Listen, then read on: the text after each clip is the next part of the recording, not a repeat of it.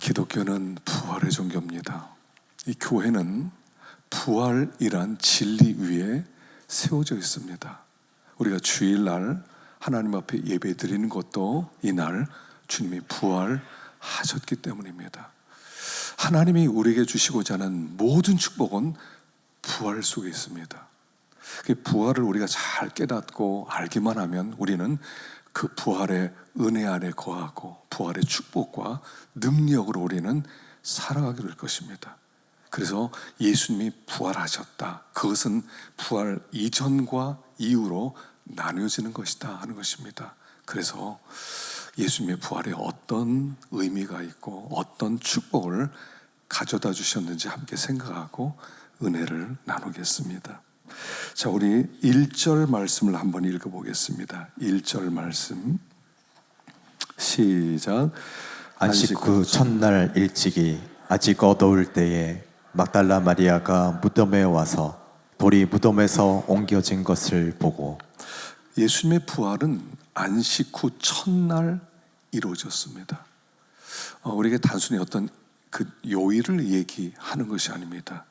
여러분, 안식일 후 첫날입니다. 공관복음에 다 예수님의 부활의 날짜를 다 기록하고 있어요. 예수님은 안식 후 첫날 부활하셨다. 여러분, 이 안식일은 어떤 날이냐면 하나님의 처음 창조의 클라이막스예요. 그러니까 6일 동안 하나님이 세상을 창조하셨습니다. 그리고 7일째 되는 날 하나님이 안식하셨습니다. 아담과 하와는 6일째 만들어졌고요, 7일째 되는 날, 안식하는 날 그들은 에덴에서 살게 됩니다.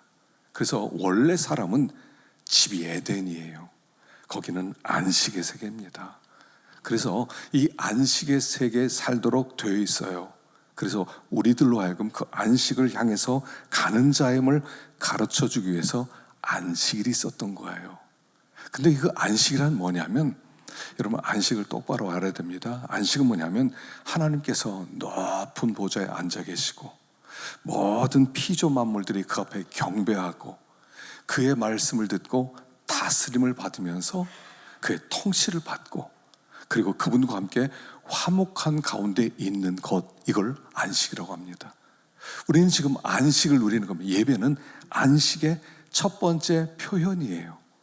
우리는 지금 하나님을 아버지 왕으로 모시고 또 그에게 영광을 돌리고 또 그의 말씀을 듣고 그 앞에 순종하고 하나님과 화목된 상태로 살아가는 것, 이걸 안식.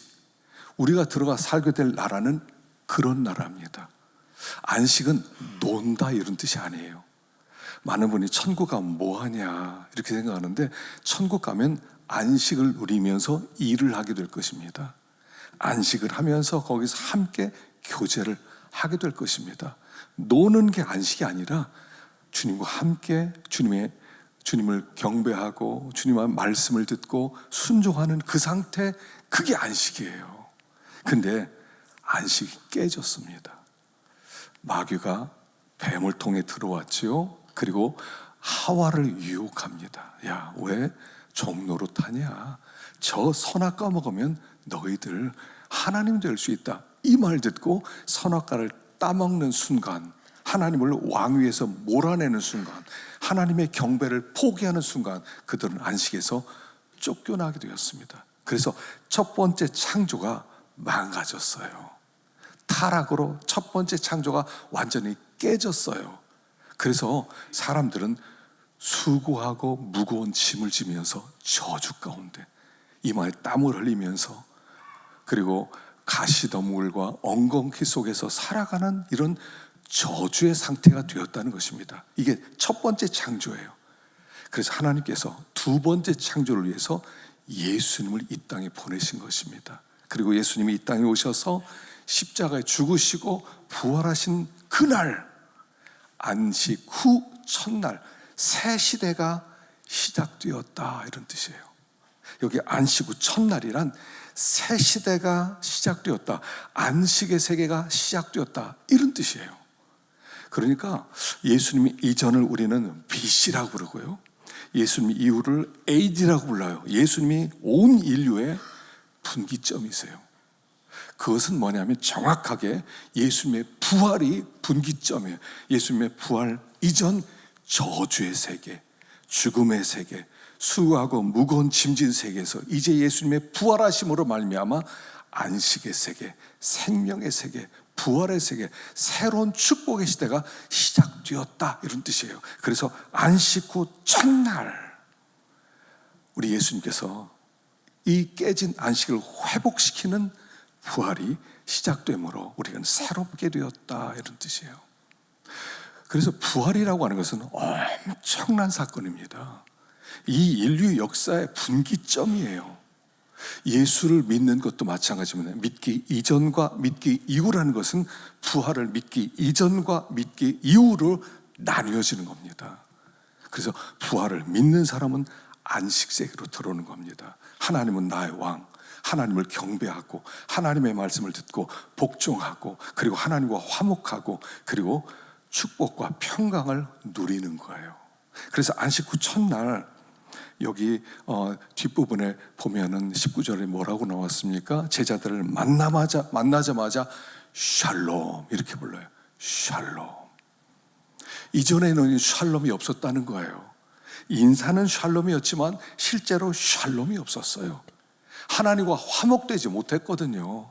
하나님과 화목되지 못하고 하나님에게 굴복하지 않았기 때문에 안식이 없었어요. 샬롬이 없었어요. 근데 예수님께서 십자가에 죽으시고 부활하심으로 말미암아 드디어 모든 게 회복되는 진짜 샬롬이 시작되었다. 샬롬은 안식이란 뜻이죠. 온전하다 하는 뜻이에요. 그러니까 샬롬은 오늘 새벽에도 말씀드린 것처럼 하나님과 나와의 관계가 회복되었다. 이웃과의 관계가 회복되었다. 그리고 나의 관계도 회복되었다. 우주 만물의 모든 관계가 회복되었다. 그 회복됨이 샬롬이에요. 그 세계가 안식의 세계고요. 그래서 부활하신 예수님이 우리에게 오늘 주는 인사가 샬롬, 평화를 누려라. 예수님 죽기 이전과 죽기 이후는 샬롬의 의미가 달라지는 거예요. 모든 죄값을 그분이 지불했기 때문에 이전에는 샬롬이 없었다면 이제는 진짜 샬롬이 시작된 것이다. 예수 믿는 사람은요, 샬롬의 세계에서 사는 겁니다. 평화 주셨다. 예수님은 우리에게 평화를 주시는 거예요. 그래서 안식 후 첫날 새 시대가 시작되었다. 생명의 시대. 이제는 축복의 시대. 이전엔 저주의 세상이에요. 우리가 하나님의 진노 아래서 저주 가운데 있었는데 예수님께서 죽으심으로 말미암아 우리를 모든 것을 축복으로 바꾸신 죽음의 세계가 아니라 생명의 세계가 들어왔고 생명의 세계가 시작되었다. 그래서 예수님은 그 안식을 주시는 분이라는 것을 가르쳐주고 있는 거예요. 그래서 요한복음을 제2의 창세기 이렇게 불러요. 요한복음 1장과 창세기 1장을 보면 창세기 1장에 하나님이 첫날 천지를 창조하실 때 맨 처음에 빛부터 창조하셨어요. 근데 요한복음에서는 빛 되신 예수님께서 부활하심으로 말미암아 그날 빛을 만든 날을 첫째 날이라 한 것처럼 빛 되신 예수님이 부활한 날을 첫날 이렇게 부르시는 거예요. 우리는 새 시대로 들어왔어요. 생명의 시대로 들어왔어요. 축복의 시대로 들어왔다. 우리는 지금 그 위치에 서 있다는 것을 가르쳐주고 있어요. 자, 두 번째로 생각할 것은 11절입니다. 11절 시작. 마리아는 무덤 밖에 서서 울고 있더니 울면서 구부려 무덤 안을 들여다보니 마리아요. 여러분 1절부터 마리아가 끝까지 계속 등장해요. 18절까지 마리아가 등장해요. 근데 이게 모든 공관복음에 마리아가 부활의 첫 목격자로 등장이 돼요. 물론 마리아가 예수님을 참 사랑했습니다. 참 사랑하고 그리고 울고 예수님을 찾기 위해서 애를 쓰고 그래서 하나님이 그를 예수님을 만나게 해주셨어요. 근데 그런 의미보다 더 중요한 의미가 있어요. 여러분 당시에 여성의 위치는 어느 정도냐면 사람이지만 사람 아닌 천덕꾸러기가 여자였습니다. 그래서 그 가늠하다 현장에서 붙잡힌 여인을 끌고 오죠. 남자는 안 잡아옵니다. 여자를 잡아옵니다. 여자는 천덕꾸러기거든요. 여자는 어떻게 대우해도 괜찮거든요. 그 여자를 끌고 오는 거예요. 여자는 법정에서 증인으로서 설 수도 없어요. 증인을 부를 때 여자를 부르면 여자는 가라예요. 믿을 수 없다는 거예요. 그 뿌리에는 뭐가 있냐면 에덴 동산의 타락이 하와로부터 시작했기 때문에 그래요. 하와 때문에, 하와가 선악과 먹고 아담에게 주어서 타락했기 때문에 모든 책임을 여자가 뒤집어 쓰는 거예요. 남자가, 저 여자가, 하나님이 만들어주신 저 여자가 나를 유혹했습니다. 그래서 그 이후로 여자들은요, 숫자에 넣지도 않았어요. 참 가련한 저주받은 인생이 여자였던 거예요. 그 여자를 부활의 동산에서 등장시키는 거예요. 저주받은 여자, 천덕꾸러기로 사람 숫자에도 들어가진 그 여자를 부활의 증인으로 내세워요. 여자는 법정에 설 수 없어요. 법정에 서서 증거로, 증인으로 채택될 수가 없어요. 그런데 이 엄청난 부활 사건의 첫 번째 증인으로 여자를 등장시켜요. 그리고 베드로에게 가서, 남자들이 가서 예수 부활했다고 증거해라. 이건 축복을, 저주를 축복으로 바꾸신 사건이 부활이라는 것을 가르쳐 주는 거예요. 여러분, 이 부활 사건은요, 과거에 우리는 저주 가운데 살았어요. 하나님의 진노 가운데 하나님과 화목하지 못했어요. 우리의 미래는 뻔했어요. 우리는 멸망을 받아야 돼요. 우리는 죽게 돼 있고요, 죽은 다음에 우리는 멸망을 받아야 돼요. 예수님의 부활하심으로 말미암아 그 모든 저주를 축복으로 바꾸었다, 이런 뜻이에요. 그게 마리아를 등장시키는 이유예요. 예수 믿는 사람은 저주가 물러갔습니다. 예수를 믿은 사람은 더 이상 어떤 저주도 우리에게 오지 않습니다. 모든 저주로부터 우리는 해방받았습니다. 여러분, 우리가 이걸 믿어야 돼요. 우리가 이렇게 자라는 환경 속에서 이렇게 좀 부정적으로 자란 사람들은, 아유, 난 아무것도 아니야. 그래서 어떤 어려움이 생기면, 난 그렇지 뭐. 하나님이 나 미워할 거야. 난 저주받아서. 난 그래도 싸. 이런 마음을 갖고 있어요. 근데 이제부터는 이 생각을 바꾸세요. 더 이상 우리는 저주가 없습니다. 혹 어려움 당하셨어요? 저주 아니에요. 저주라고 생각하지 마세요. 집안에 어떤 안 좋은 일이 벌어졌어요? 뭐 남편의 사업이 망하고 자녀들이 혹 잘못됐습니까? 저주 아니에요. 저주라고 해석하지 마세요. 하나님은 더 이상 예수 그리스도의 죽음으로 우리는 저주가 물러간 사람들이에요. 앞으로도 어떤 사람이 여러분들을 저주한다 하더라도 그 저주한 사람이 망할지언정 그 저주가 우리에게는 오지 않을 것입니다. 우리가 실수할 수 있어요. 여러분, 우리 실수 안 해요? 죄 지을 수 있어요. 우리 넘어질 수 있어요. 우리가 하나님 말씀 떠날 수도 있어요. 그럼에도 하나님은 저주하지 않으세요. 넘어져도 저주하지는 않으세요. 하나님이 나를 연단시킬지언정 저주는 물러갔다는 거예요. 어떤 사람이 저주하도록 내버려 두지 말라는 거예요. 난 저주받았어.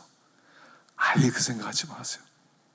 예전에 우리 공부할 때 이제 우리 교수님 한 분이 귀신을 쫓아내는 모습을 보여줬어요. 그래서 귀신 들린 사람 데려와서 서로 대화를 합니다. 그러니까 언제 귀신이 너한테 들어갔느냐 물어보니까 그 사람이 그 속에 있는 그 사람이 말하더라고요. 내가 나를 저주할 때 마귀가 들어갔지. 자기가 뭐 일이 안 되고 어려워지니까 자기를 막 저주하더라는 거야. 난 나쁜 놈이야. 난 저주받아도 싸. 스스로 자기를 막 저주를 해요. 그때 마귀가 들어갔다는 거예요. 여러분, 하나님 우리를 저주하지 않으세요. 여러분도 여러분 저주하지 마세요. 우리는 저주받을 수 없는 존귀한 존재가 되었어요. 왜냐하면 예수님 때문이에요. 내가 잘나서가 아니에요. 내가 똑똑해서가 아니에요. 내가 의로워서가 아니에요. 내가 한 건 아무것도 없어요. 그래도 예수님 때문에 하나님 우리를 축복하셨어요. 그 부활은 축복의 부활이에요. 여러분, 누군가 여러분들에게 계속 말하고 넌 저주받았어. 너 동쪽으로 가지 마. 너 이런 사람 만나지 마. 뭐 저기 하지 마. 뭐 이사가는 날짜 이런 날 가지 마. 믿지 마세요. 우리는 다 자유예요. 모든 저주로부터 우리는 풀렸어요. 동화 이야기 보면요, 저주받다가 풀린 이야기 많이 있잖아요. 어떤 뭐 마술사가 마법사가 뭐를 잘못했더니 막 왕자를 뭐 이렇게 개구리로 만들었다가, 그리고 나서 나중에 저녁이 되면 개구리에서 왕자가 됐다가 아침이 되면 다시 개구리가 되고. 믿지 마세요. 우리는 다 풀렸어요. 여러분, 풀린 줄로 믿습니다. 자, 한번 해보십시오. 나는 저주에서 해방되었다. 믿으십시오. 믿으세요. 우리는 저주에서 해방됐어요. 이 마리아가 7 귀신 들렸던 여자예요. 얼마나 천덕꾸러기였겠어요. 근데 주님 만나고 처음 이 여인을 부활의 동산을 불러서 내 증인 네가 되라. 와, 얼마나 놀라워요. 예수 안에는 남자 여자 똑같습니다. 여러분, 여자 무시하지 마세요. 남편들이 가끔씩 여자 무시해요. 여자가 얼마나 센 줄 아세요? 갈라디아 3장에서는 예수 안에서, 그리스도 안에서 남자 여자 없이 우리는 다 하나니라 그랬어요. 하나니라. 남자 여자 어디 있어요? 복음이 들어가면 남자 여자가 없어요. 다 하나예요. 우리 문화가, 유교 문화가 여자를 없인 여기고 저건 뭐 아무것도 아니라고 하지만, 그런 하나님 우리를 다 회복시킨 줄로 믿습니다. 회복되었어요. 세 번째 12절입니다. 시작. 흰옷 입은 두 천사가 예수의 시체에 누웠던 곳에 하나는 머리편에 하나는 발편에 앉았더라. 예. 흰옷 입은 두 천사가 예수님이 시체에 누웠던 곳에 한쪽 머리편에 한쪽 발편에 천사들이 앉아서 마리아를 만납니다. 어찌하여 우느냐 물어보죠. 자, 이 모습은 뭐라고 그랬죠? 여러분, 지성소 안에 법궤, 언약궤가 있다고 그랬죠. 그리고 그 언약궤 뚜껑을 속죄소라고 불러요. 그리고 속죄소에 천사가 둘이 날개를 펴고 가운데를 보고 있어요. 그러면 대속죄를 7월 10일이 되면 대제사장이 제물의 피를 가지고 지성소에 들어가서 그 속죄소에 피를 뿌리죠. 그래서 첫째는 자기 죄를 위해서 피를 뿌려요.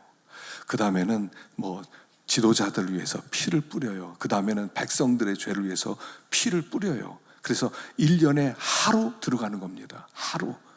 그리고 대제사장이 들어가서 피를 뿌리는데 거기서 나오면 하나님이 그들의 죄물을 받으시고 죄를 용서했다는 뜻이고, 하나님 그 제사장이 들어가서 나오지 못하면 그럼 죽은 거예요. 너의 죄는 용서함 받지 못했다, 이런 뜻이라고 그랬죠.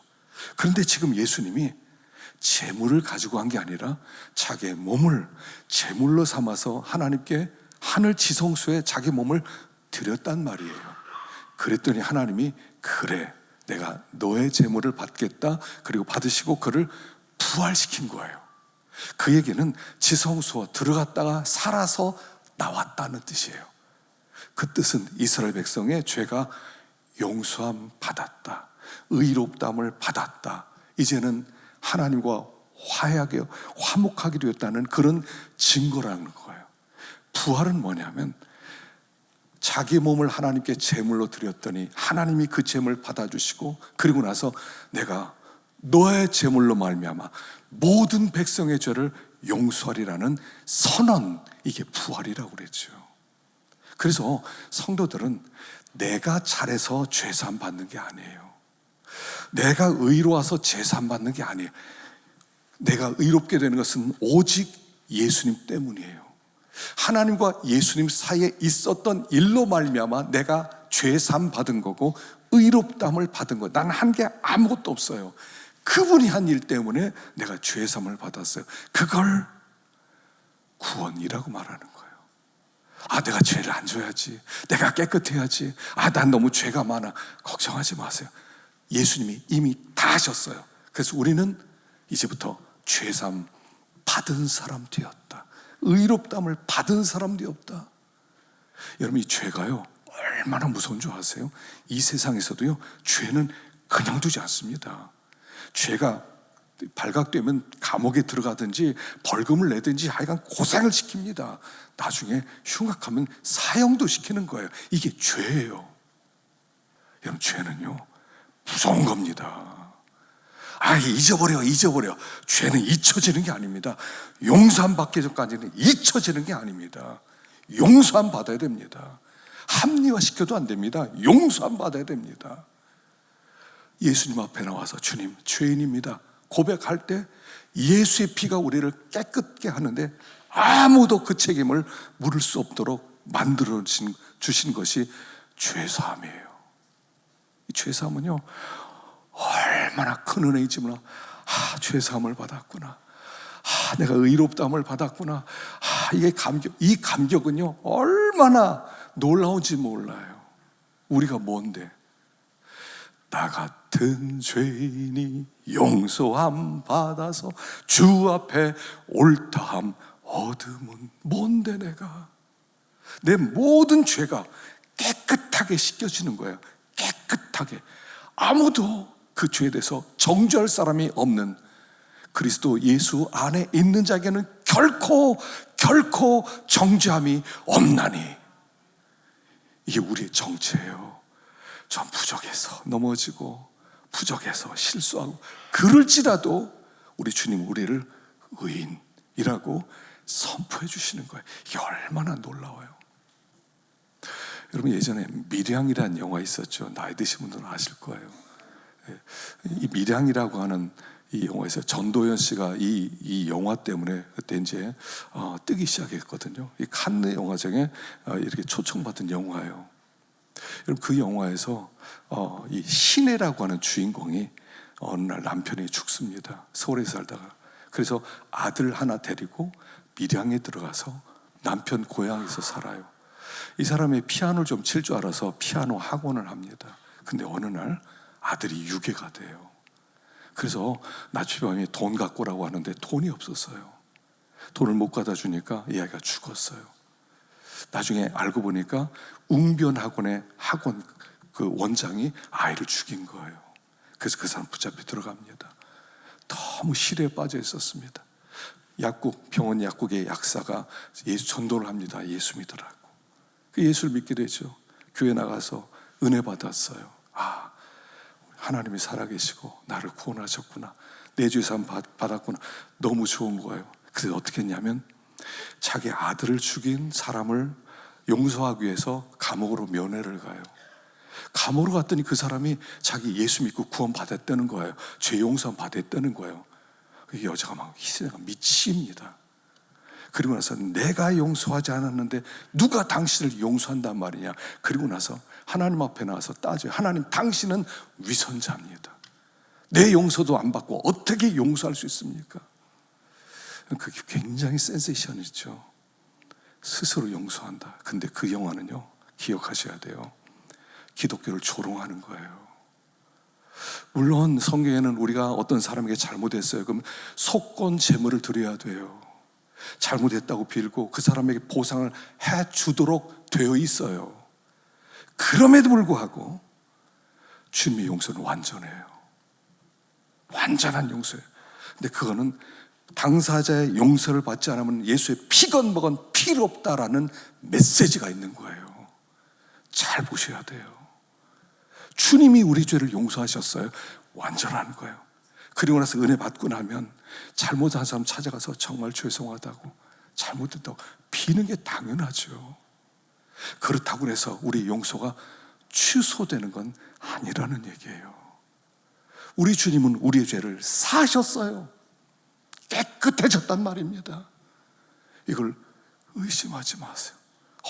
내가 넘어진다 하더라도, 내가 실수한다 하더라도 우리 주님의 완전한 용서를 의심하지 말아라. 누구든지 주님 앞에 나오기만 하면, 자기의 죄를 깨닫고 자백하기만 하면 우리 주님은 깨끗하게 만들어 주신다. 죄는요 용서받는 것밖에 없는 거지 잊어진다고 잊혀지는 게 아니에요. 그대로 남아있어요. 그대로 남아있게 돼 있다고요. 죄의 문제에 대해서 혹시 고민한 분 있습니까? 주님께 내놓으세요. 하나님, 내가 죄인입니다. 하나님, 내가 참 악하게 살았습니다. 누구도 내 죄 때문에 정죄할 수 없어요. 하나님만이 정죄할 수 있는 거예요. 그리고 하나님만이 용서할 수 있는 거예요. 그래서 주님의 부활은 너의 죄는 깨끗해졌다. 내가 한 게 아무것도 없어도 그가 한 일 때문에 우리가 용서를 받은 거예요. 그래서 부활이란 죄 사함의 증거다 하는 것입니다. 자, 17절 보겠습니다. 17절 네 번째입니다. 시작. 예수께서 이르시되 나를 붙들지 말라. 내가 아직 아버지께로 올라가지 아니하였노라. 너는 내 형제들에게 가서 이르되 내가 내 아버지 곧 너희 아버지 내 하나님 곧 너희 하나님께로 올라간다 하라. 자, 예수님께서 부활하신 다음에요, 참 이게 얼마나 이번에 고난주간에 은혜가 되는지, 너는 내 형제들에게 가서 말해라. 형제라고요.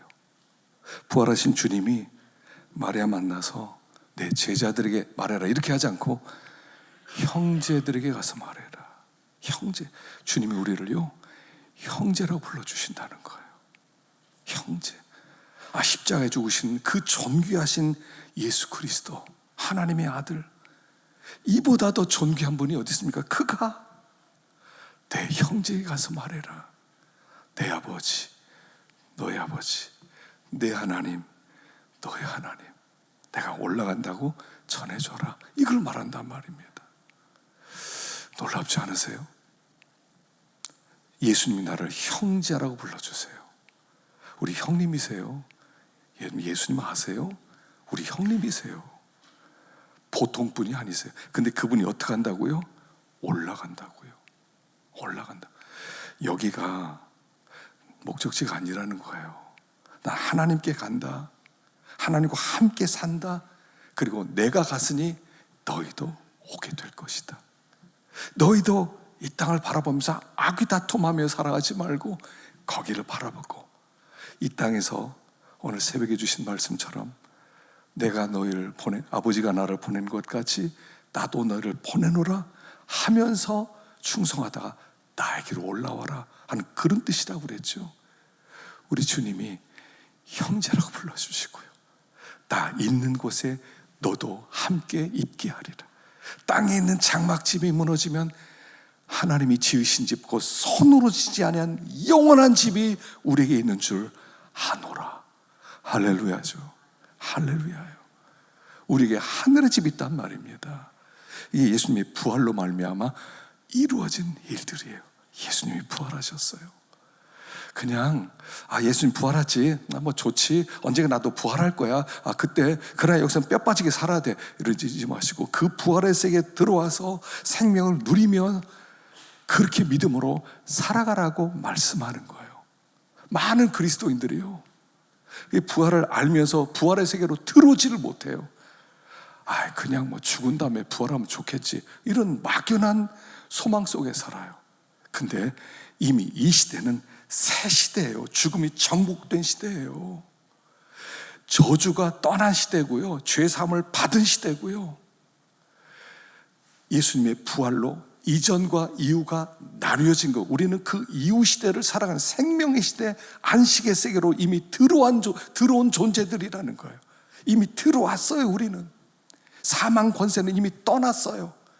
더 이상 죽음이 우리를 지배하지 못해요. 주님 우리를 다스리는 거예요. 우리 성가대가 불렀는데 전 찬송 중에요 160장이 제일 좋아요. 여러분 160장 한번 펴보시기 바랍니다. 부활 찬양 중에는 제가 볼 때 이건 정말 잘 만들어진 것 같아요. 너무 좋아요. 무덤에 머물러 예수 내 구주, 새벽 기다렸는데 예수 내 주, 원수를 다 이기고 무덤에서 살아나셨네. 저는 이 찬양 부를 때마다요 온몸에 소름이 돋아요. 오늘 새벽에도 이 찬양을 부르는데 막 소름이 돋는 거예요. 모든 털이 막 뾰족 쓰는 거예요. 원수를 다 이기고 무덤에서 살아나셨네. 무덤에서 살아나셨네. 이게 어마어마한 선포입니다. 우리가 지금 이 세계 속으로 들어와 있다는 거예요. 이게 얼마나 놀라워요. 여러분 이거 부르십시다. 이거 부르고 말씀을 마치겠습니다. 160장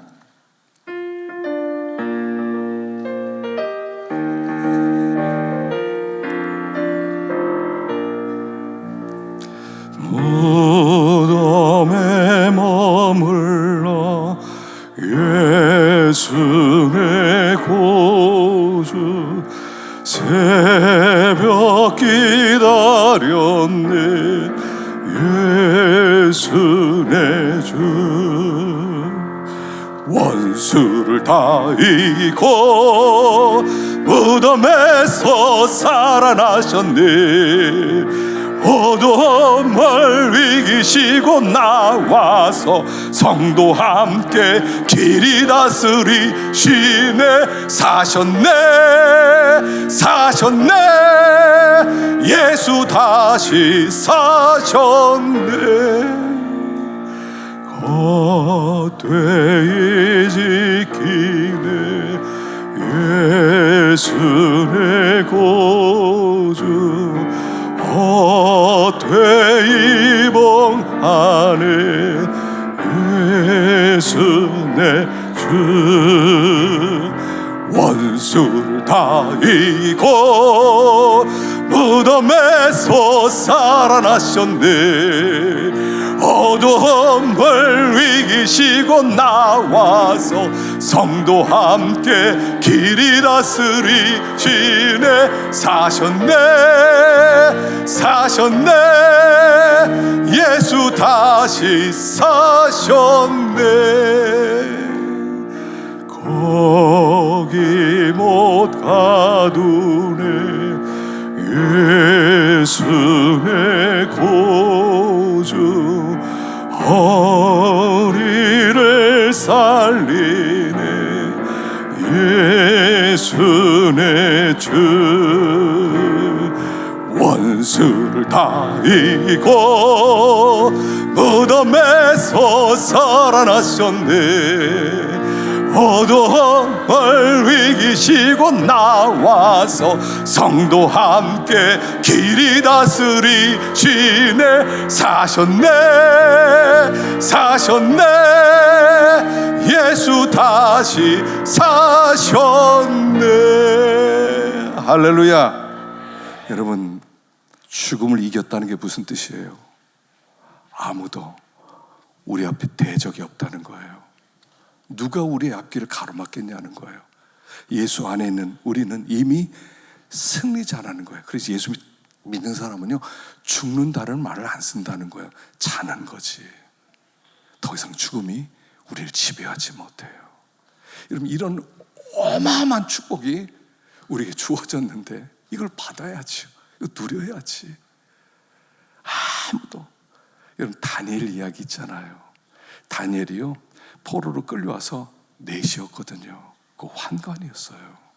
환관이었는데 바벨론 때 오랫동안 총리를 합니다. 나중에 나라가 바뀌어서 페르시아가 왔는데 페르시아 총리를 또 시켜요. 나이 80에.